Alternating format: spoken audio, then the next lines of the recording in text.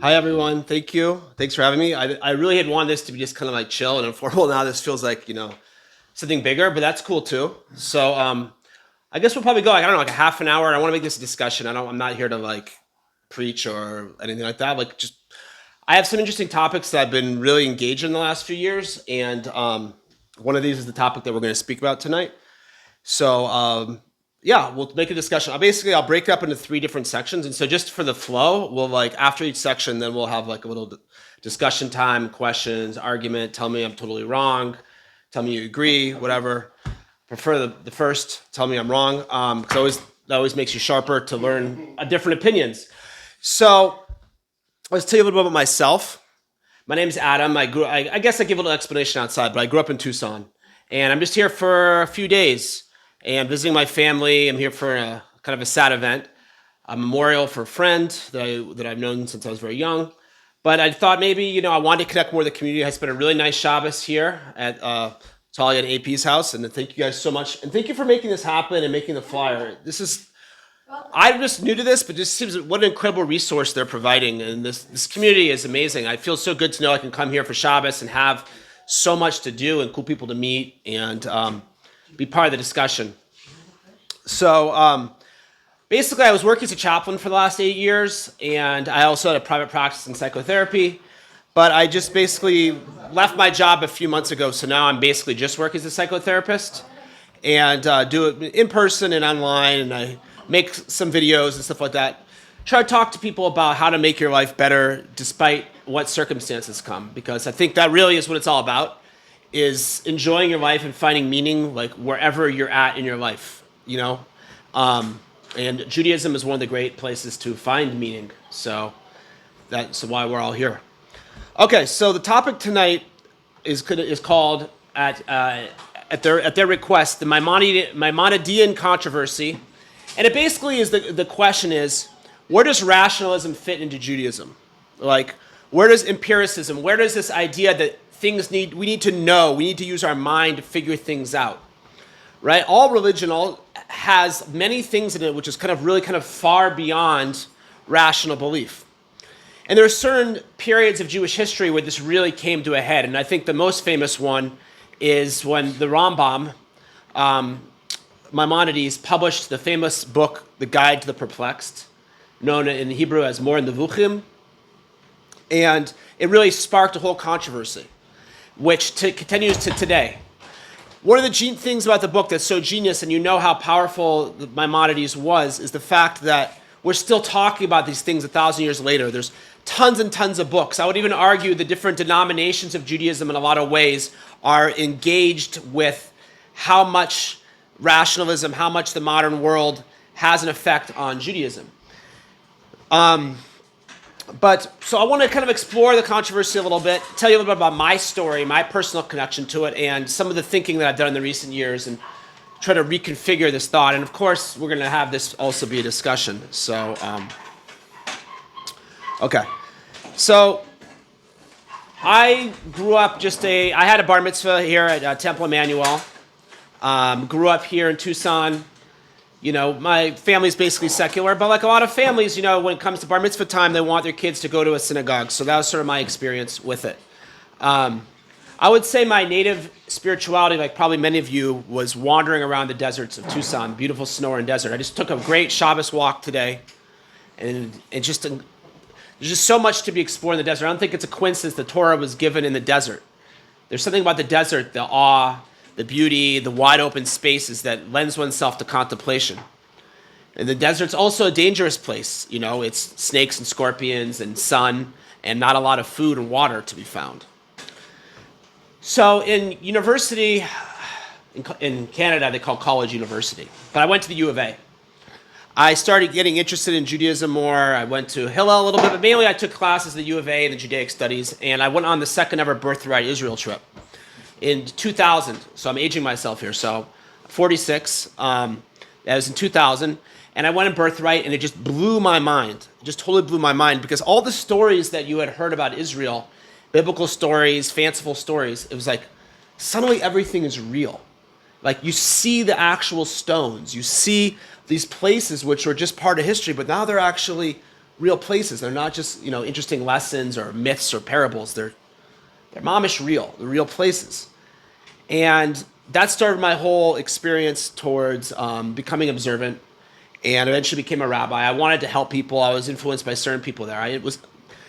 So one thing that I noticed, I went to one of the famous Baal Tshuva yeshivas, and one thing that I thought was really interesting that I didn't really connect to was that there was, at the time, people were really interested in proving Judaism. There were like seminars trying to prove everything from God's existence, the giving of the Torah, to biblical codes, found in the Torah, to all these things. And while some people really connected that intellectual part of it, that wasn't really my experience. My experience was really, how do I feel about Judaism?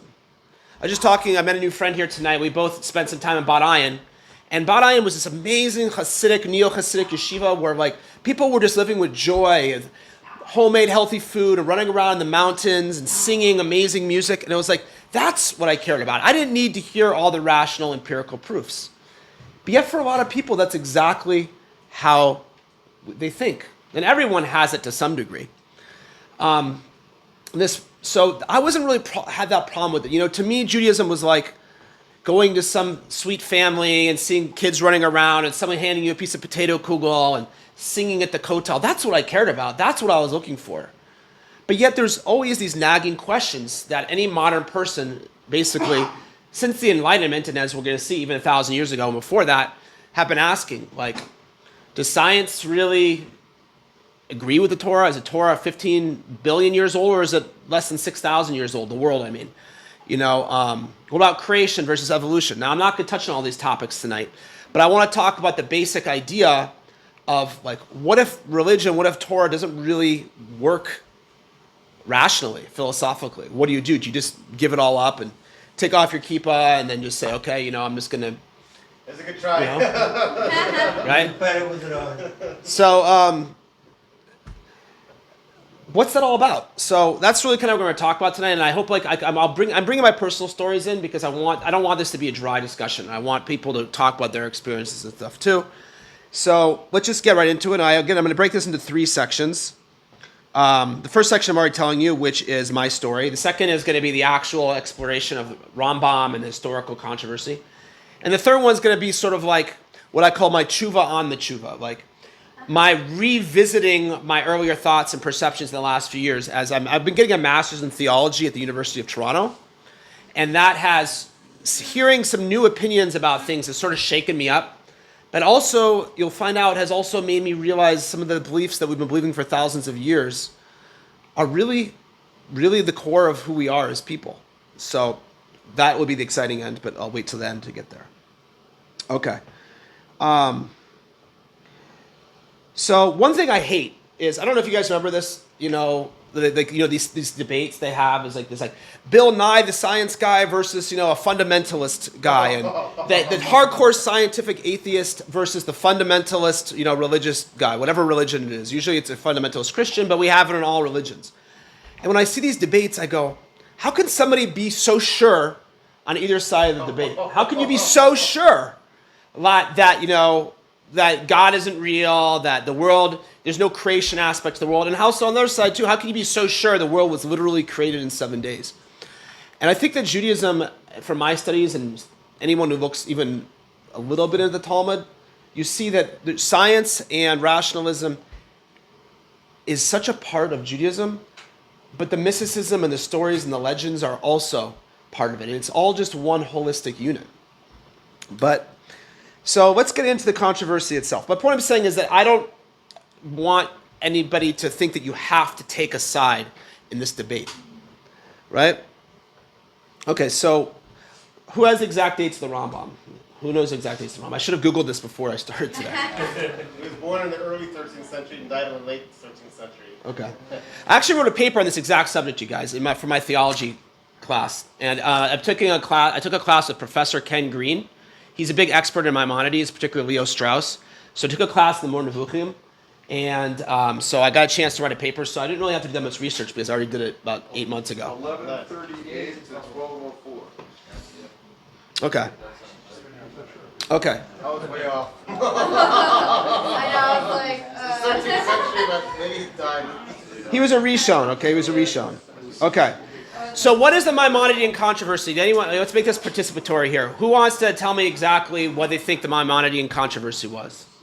I know that you know, AP, so but someone... The Maimonidean controversy that I'm aware of, it may not be the same one, but there's always a discussion about whether he was the greatest Kabbalist of all time or the greatest rationalist of all time. Yeah, that's definitely part of it. What's your name? Arya. Arya, okay, yeah, for sure. That's definitely part of it. There is some, even though Rambam is usually people can say he's a rationalist, there are people who want to say, yo, he was really a Kabbalist despite everything that you see. He was a crypto Kabbalist. So what I want to say what the controversy really was, though, about the publication of the Guide of the Perplexed. Does anyone Oh, yeah. want to speak? Insulted everyone at the beginning. They was like, don't even know what I mean. Like, they're all idiots. Because he... I don't remember a lot of the particulars from my Indigenous, which was also probably incomplete. But basically, he published the Guide of the Perplexed, which has this, like, rational and metaphorical approach to a lot of Tanakh, and a lot of people are very upset by that. I think mostly people tend to, like a lot of people now, or I would say if somebody equivalent published this now, they would be upset at them, now saying Rambam is on their side. But at the time, it was like a really big deal. And Yeah, that's pretty much sums up. That's very good. What's your name? Moshe. Moshe, that's very good. Yeah. Basically, no one before the Rambam, there was no such thing as Jewish philosophy before the Rambam. I think almost everyone can say that. The Rambam published this book called The Guide to the Perplexed, and I think the title of the book tells you exactly what his kavanah, because there's a lot of debate, again, about what his kavanah, what his intention was to write such a book. But before him, there wasn't really anyone who codified Jewish thought. And he not only did this in the Guide to the Perplexed, but he also did this in the Mishnah Torah. Rambam was a genius in all areas of Judaism. And in the first section of the Mishnah Torah, he also codifies basically a dogma, a theology of Judaism. And probably all of you guys have heard the 13 Ikarim, the 13 principles of faith, where Rambam gives these principles of faith, which he believes are the 13 things that every Jew needs to do, to know, to believe, really mainly to believe. And the question always is today, is Judaism really about belief or is it really about doing, right? Because, the Torah tells you all these things to do, and it does give you a few things to believe, too. It says, it tells you there's a God, tells you to love God, tells you don't believe in idols. But Judaism isn't really full so much of dogma, but Rambam Maimonides, during this time, he writes down basically, he's not getting out of nowhere. I mean, this is already 700 years after, 600 years after the publication of the Talmud. So he's, taking it out of there, but the Talmud itself isn't as systematic. He doesn't write down, this is what you need to believe, this you don't believe. And furthermore, the Rambam says you're a heretic if you don't believe this, Again, not coming out of nowhere. There are places in the Talmud which say that, like the Talmud Gemara Sanhedrin talks about that. But what was controversial is that the main controversy is, as Moshe was saying, was that he used the language of Greek philosophers. He mainly quotes Aristotle. He really likes Aristotle, but other Greeks as well. And he goes through a number of issues throughout this voluminous work, 3 volumes and he basically explains Judaism using a very rational framework. Very rational framework. So people basically called him, the accursed philosopher. And even now, even not now, but even a couple hundred years ago, you find great Jewish figures, huge figures like the Vilna Gaon and Rabbi Nachman of Breslov, who had a huge influence and still do today, who say, don't touch this book.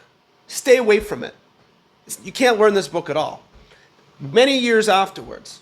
But as I'm going to try to explain today, it's really not so simple. It's really not so simple. Okay, first of all, I want to ask the question, does anyone know did this controversy between philosophy and, let's say, just call it mainstream Judaism, did it occur before in Jewish history? Yeah, it's always occurred. It's always occurred. It's always had points in history where we got philosophical debates on. We got the Karaites and the rabbinic Jews, and you have the Sadducees and the Pharisees. We've always had something that just Eliyahu Navi and what he was dealing with in his time. Yeah, for sure. There's always many different cults or sects or different groups in Judaism. But this is my big question though, AP. Maybe take this. Who is the figure who was also known in Jewish history before this? I'll just give you a hint. 1,000 years before, who also was known for being really into Greek philosophy. Philo. There you go. Philo of Alexandria was also very into Greek philosophy.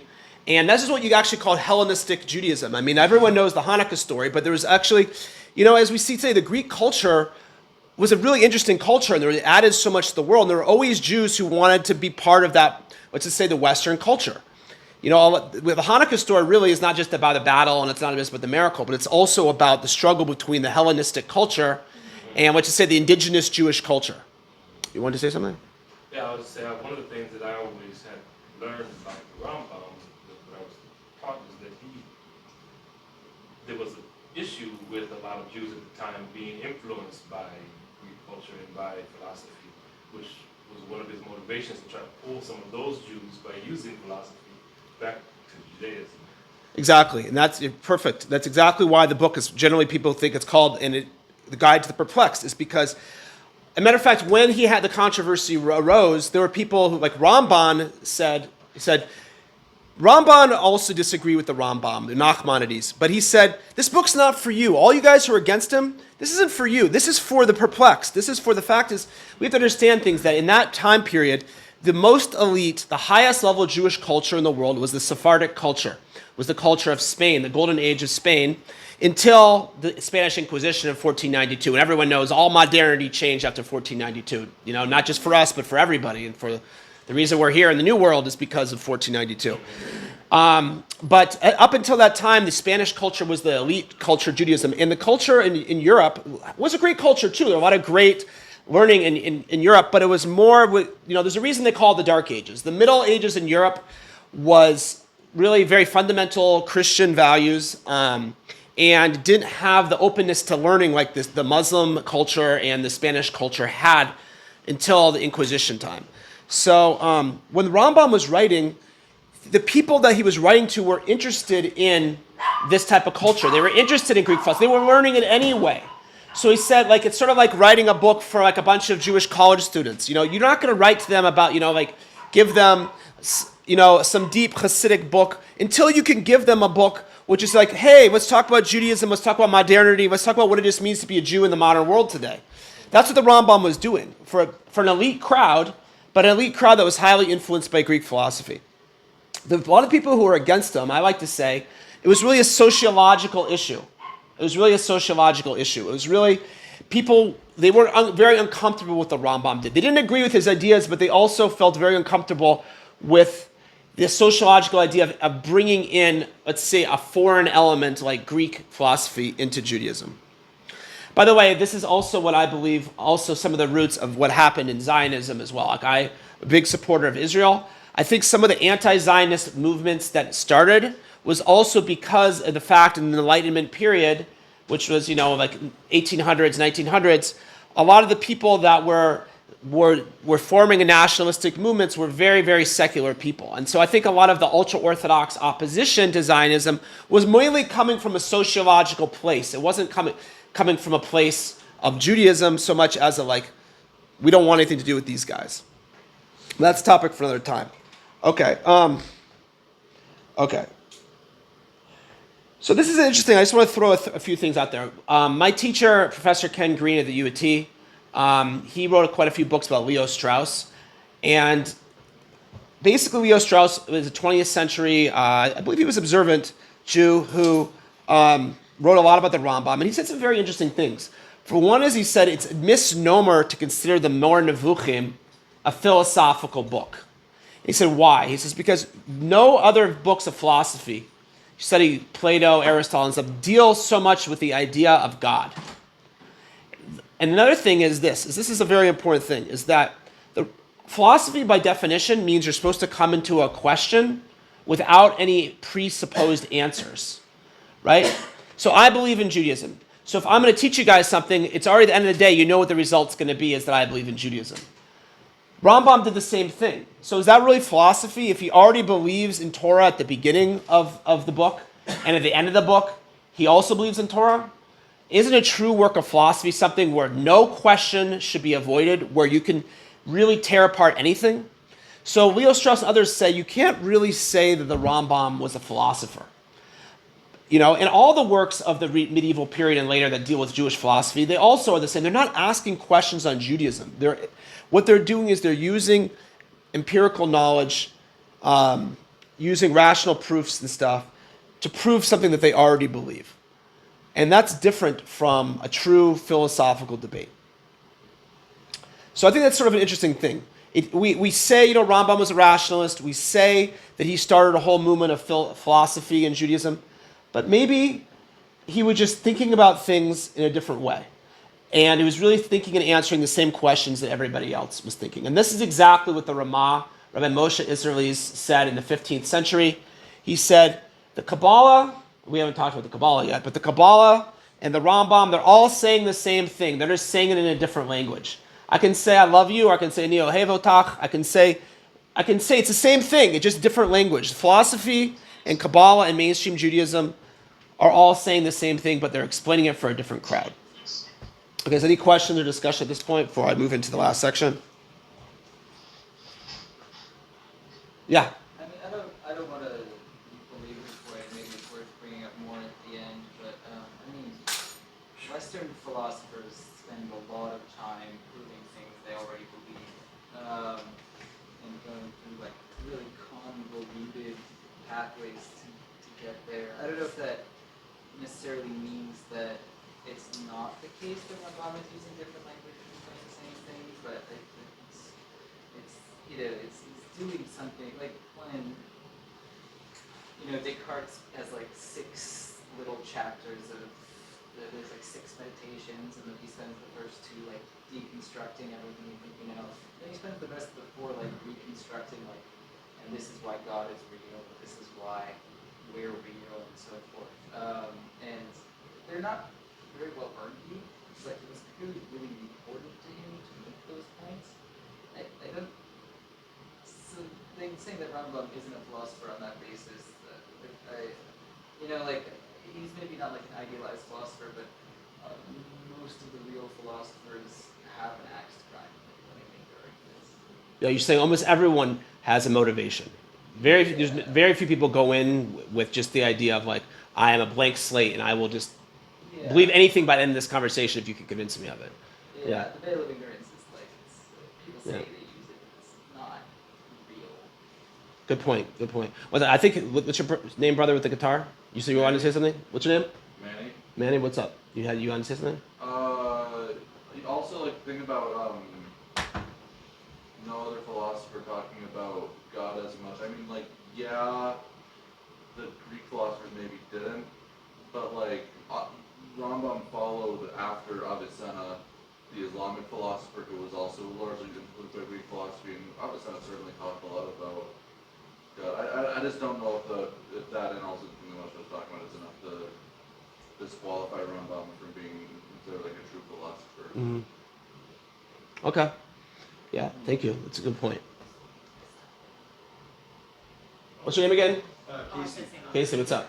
Maybe it's because Rambam wasn't willing to put on the false pretense that he was willing to be a blank slate and be open to influence.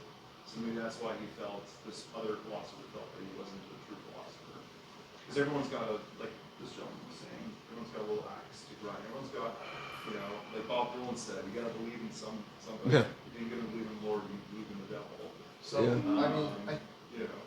So everyone's got some ideology, whether they'd like to admit it or not, or some sort of philosophy or outlook of life. Even atheists have some sort of perspective, or whether it's spiritual or non-spiritual, or materialism. That's another ideology. It's another way of thinking and approaching life. It influences our behavior, our actions. Yeah. And we're also just a body, and our body is telling us things all the time. That's that even way at a very basic level as well. So. Another aspect here is when we talk about whether he was a philosopher or not, we haven't really defined what philosophy is. So, how can we say whether or not he's part of something when we haven't really defined what he may be a part of? Philosophy is, in a large part, based on confusion in terms of trying to explain how we understand the world. And it's never going to succeed because philosophy, in the traditional sense, does not appeal to God. So they always run into a roadblock from the standpoint that they reach a point and they don't know how to go any further because they're unwilling to appeal to God. And then they come up with all these different ways of epistemology, which is how we understand the world. Which is with Judaism, we do that. We take the next step and we attribute it to God. So to say the Rambam is not a philosopher doesn't really make any sense because, philosophy in the traditional aspect is going nowhere. It's only really Jewish philosophers that understand what's happening. Yeah, I hear what you're saying.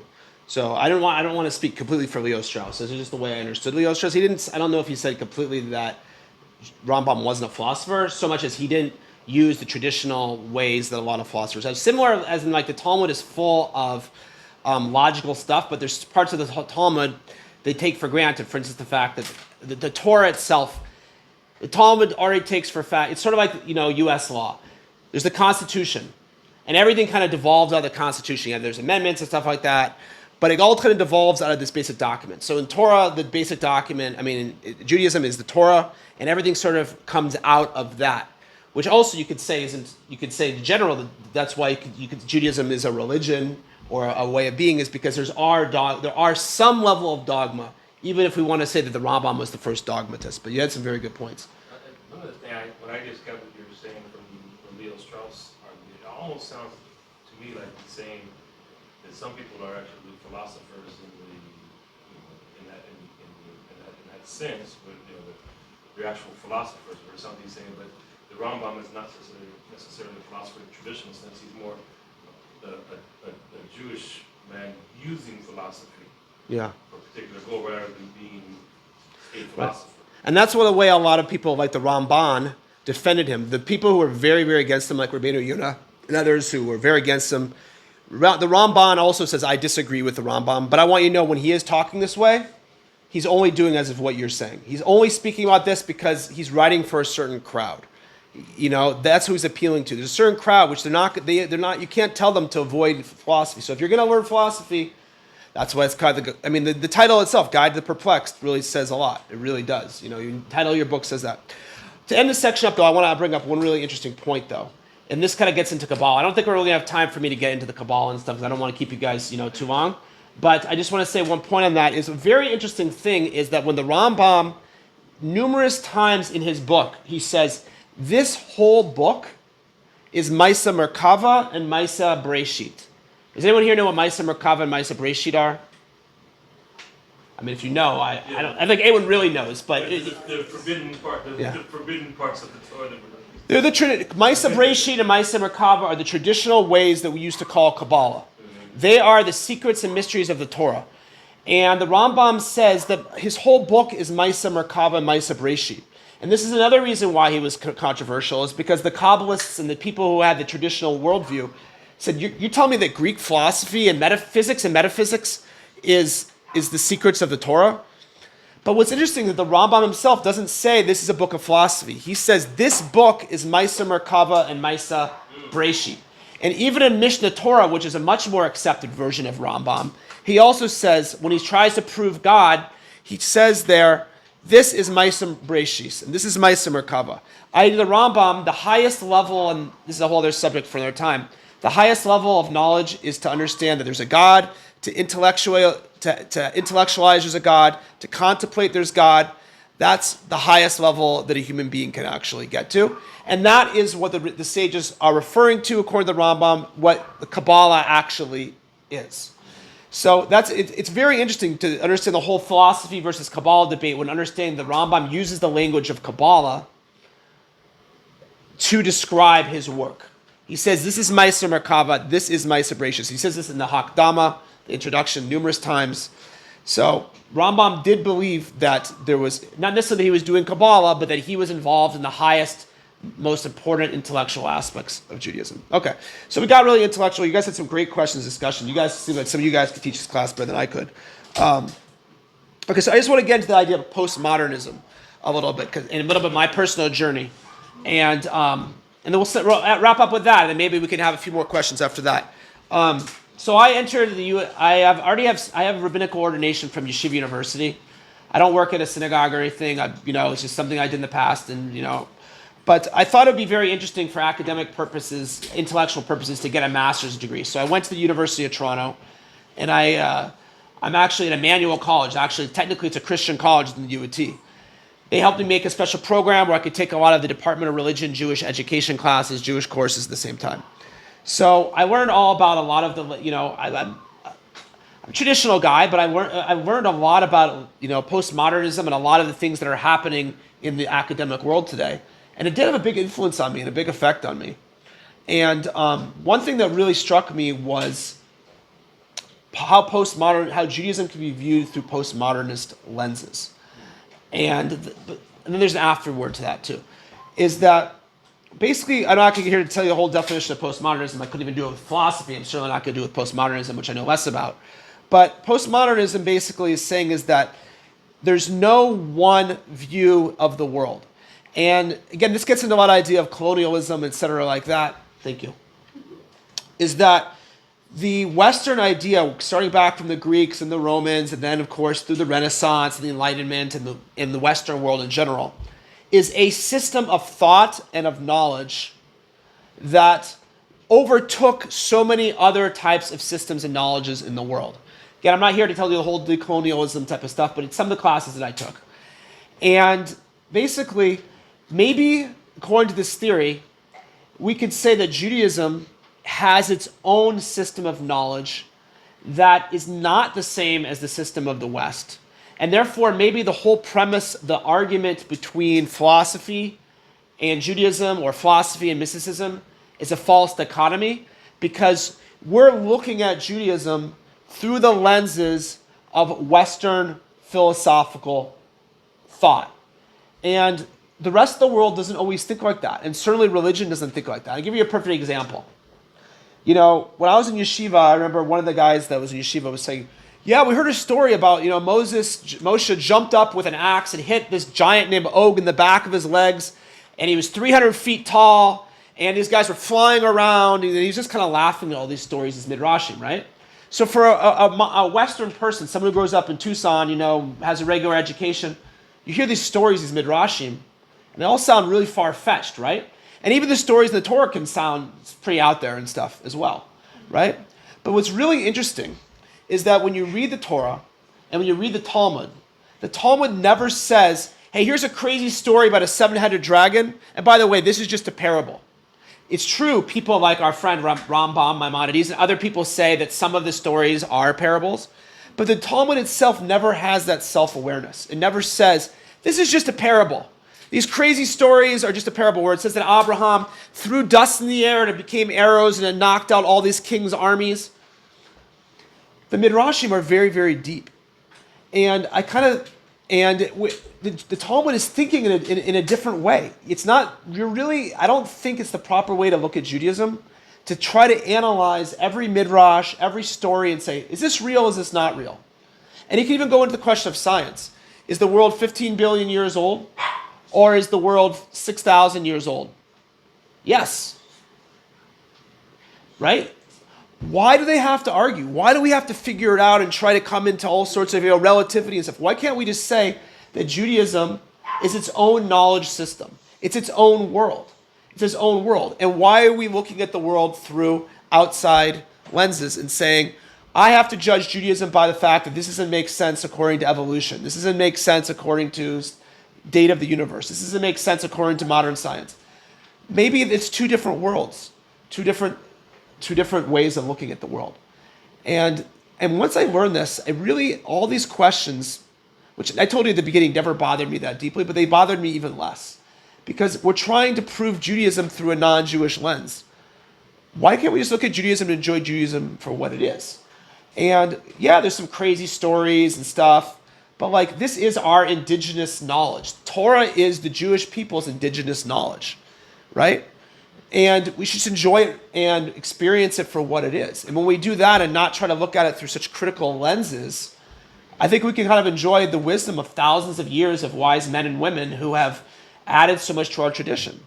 And so that's just really, I guess I can just sum it up with that. I want you guys to throw in your own opinions there. But I think postmodernism really sort of enabled me to look at the academic and intellectual and rational view of Judaism as sometimes being something that will actually take away from our experience of Judaism.